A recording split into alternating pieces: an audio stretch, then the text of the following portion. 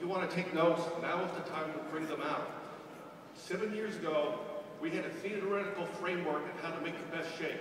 There was still theoretical basis in great science. Now, 7 years later, the papers have come out showing it's perfect. Each one of these proteins breaks down in the bloodstream at a separate rate. So that means amino acids are being continuously fed to your muscles.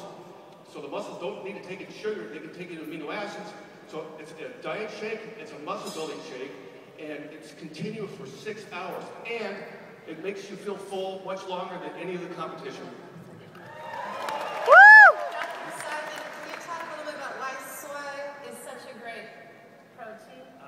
Soy has long gotten a very bad rap, or I should say in the last few years. And soy is a critical protein. And for some of you who have heard Nick talk yesterday a little bit about it, the ambassador training, soy is a very large constituent part of the diet, if you will, of the Asian diet. And they have less cancer, they have less heart disease, and we think that soy is an integral part of that. A lot of people who use soy put genetically modified soy. We use non-GMO, which means not genetically modified.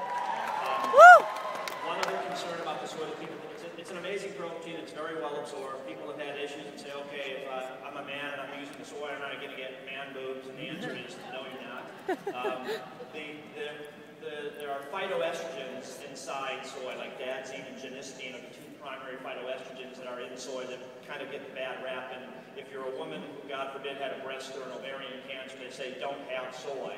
The answer is actually you can have soy, and I've worked with Dr. Messina, who's probably the world authority on soy. They've recently done a study of 9,000 people in Asia that have had breast cancer who went back on soy, and it actually reduced the risk of cancer or a second cancer. Wow. Yes, so soy has had a very bad rap in the educated lay population for silly reasons, in my opinion, but we do take the isoflavones out, so there is no real worry about that. You still have the integral parts of the protein that are very important from a health and wellness standpoint. And I know we're kind of talking fast, but tonight at 5:50 we have the product education workshop where we're going to go into details about it. We'll answer questions and spend a lot more time. And then also soy is easily digested. Yeah, one of the things, we get slides up too, guys. One of the things that I was most impressed with is these guys formulated the idea of Trizor years and years and years ago based on science. And yeah, I hope you guys heard what they just said, because I think, if I'm reiterating, more and more modern research keeps coming out that now is saying that neither soy as a standalone or whey as a standalone is the best, but actually the way they work synergistically is having greater benefits than anything else out there, which is something, guys, that we developed in our proprietary Trizor formula years and years and years ago. These guys were like a decade ahead of their time. Round of applause. Woo!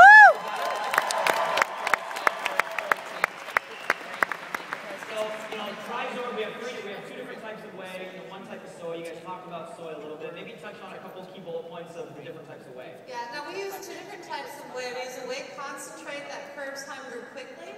And then we have a whey hydrolysate, which is a brand new technology. It's super expensive, which is why other companies don't use it. And it's been shown to be the most absorbable, high-quality protein on the market today. And we use that to help you build that wing muscle really fast. It's also full of amino acids. Anything you want to add in that way? Yes, with the results that I found using our shake, I tried to figure out there must be more science behind it.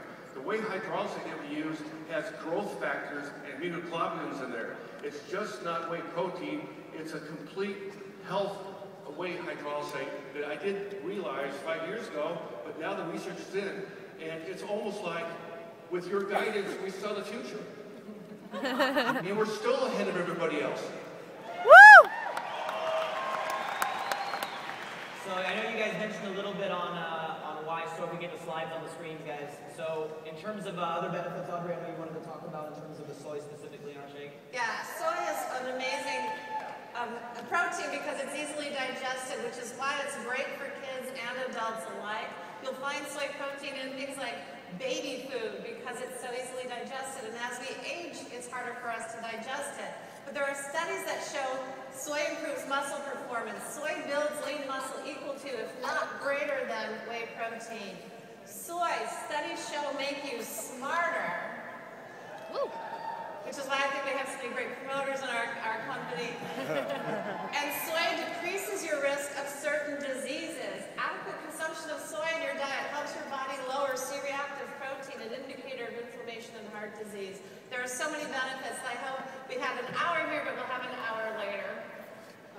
Dr. Simon, you said that our soy is isoflavin-free and non-GMO. This one's funny to me. We get this a lot in the field. I know a lot of you guys promoters have gotten these questions. And I'll let you guys back me up because you understand this a lot better than I do. The irony is isoflavones occur naturally in food, okay? We've removed them from our shake mainly because of misconception around them. But the irony, and back me up on this, the irony is most current modern research is actually saying there's positive benefits to having them. So maybe if you guys can clear up kind of what it is. We removed them, right, because there's a lot of misinterpretation, but maybe what people are now finding. I'll take a quick stab. So the things that are important in fruits and vegetables are basically they're called phyto. There are different types of phyto products that are in this. And there's more than 150,000 different types of those compounds. The two in soy happen to be dadsine and genisine. They're very powerful, but we have removed them for reasons of perhaps misconception in the past, but we still have maintained the integrity of the core protein. Go ahead. So I suppose just building on what you said, are like antioxidants found in food. There are probably more isoflavones in your taco if you eat it out there today for lunch than there are in our shake. There's more isoflavones in your coffee and in pistachios. But they're actually, when we formulated the shake 7 years ago, it was not well understood.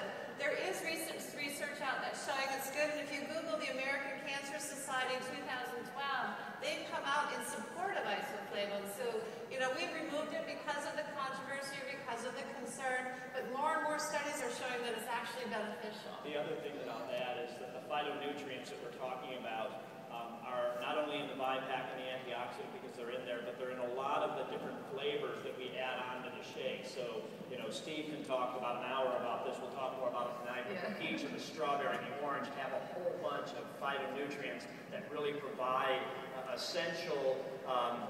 basically essential nutrients that we need for our body to support itself and heal itself. You need that platform of nutrients, and we provide it in many different ways for you. So the core of the shake is trizor protein. It's called what?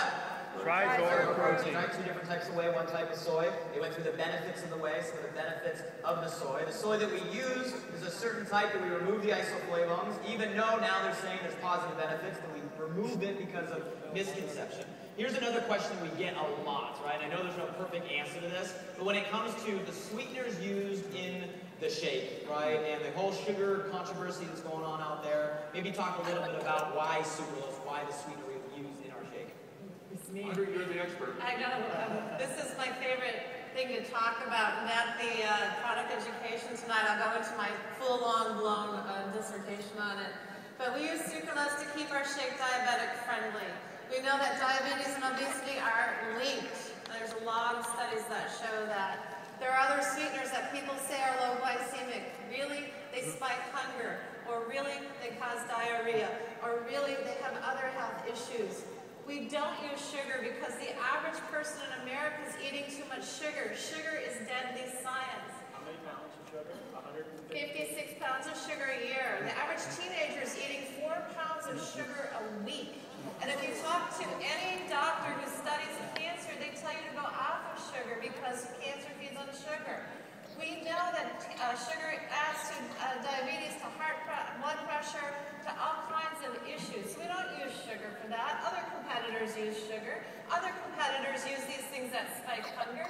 Other competitors use these sweeteners that can actually cause all sorts of GI issues. So we use the one that is the most studied globally, that has the most science globally, that is approved by over 80 countries, used for over 25 years, and has been proven safe at extreme upper levels. It is the most studied sweetener on the planet. It's amazing, and it's safe for diabetics. It's safe hot and cold. Woo! There's been about 110 peer-reviewed studies looking at this, and what they found is that the FDA has the limit that they say, and that limit, you would have to have 2,862 shakes in a day to reach the limit where they say you shouldn't exceed that limit. 2,862, and if you're doing that, you got a real problem. Wait. I just want to make sure you guys heard. Right? So you're telling me I'd have to drink 2,862 shakes, not in a year, not in a month, not in a week, but in a what? I'd have to drink 2,862 shakes in a day, and I would still be at the acceptable recommended level of sweetener in our shake. Are you guys hearing me on this? Are you hearing me on this? Guys, it's important, and I want to reiterate one thing that I think I just heard, right? You guys, we have way too much sugar in our diets as people. Is that a fact or is that a fact? Fact. How many of you guys would agree that people, because of gaining weight and obesity, are dealing with type 2 diabetes and diabetes-related issues? Who knows people dealing with all of that? Are those people that we want to help, yes or no? Yes. Yes or no? So if we want to help people dealing with diabetes, and we know diabetes is linked to obesity, wouldn't it make sense to have a formula that they can drink, consume, and get a benefit from, yes or no? So would I be accurate in saying that we use the only sweetener that those people we want to help, people suffering from diabetes, can actually consume, get the result that doesn't have negative side benefits like everything else out there? Would that be an accurate statement? Yes. Would that be an accurate statement? Would that be an accurate statement? Guys, our scientists know what they're doing!